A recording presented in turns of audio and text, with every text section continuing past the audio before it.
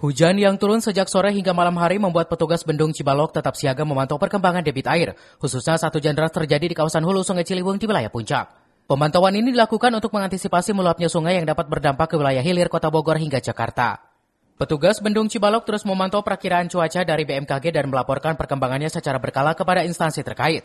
Meski beberapa hari terakhir hujan disertai angin kencang terjadi di kawasan Megabendung, namun ketinggian debit air Sungai Ciliwung di Bendung Cibalok masih terpantau normal.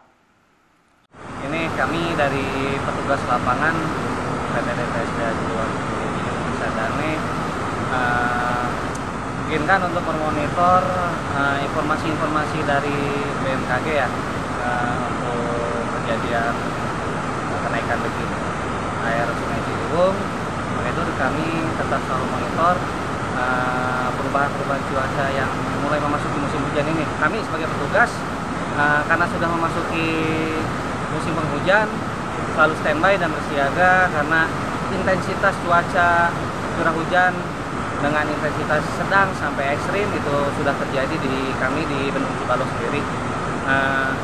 Ini aja tadi pada pukul 14.00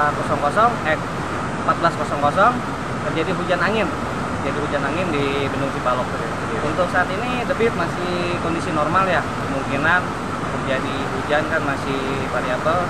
Di Bendung Cibalok sendiri terjadi hujan, kemungkinan di wilayah hulu atau puncak sendiri tidak terjadi hujan. Tapi kami tetap koordinasi dengan wilayah hulu untuk kenaikan atau status debit air di Sungai Ciliwung sendiri. Petugas juga mengingatkan agar masyarakat tidak membuang sampah ke sungai serta meningkatkan kewaspadaan di saat curah hujan tinggi untuk menghindari potensi banjir dan juga longsor. Dari Megabendung, Kabupaten Bogor, Wawan Supriyatna melaporkan.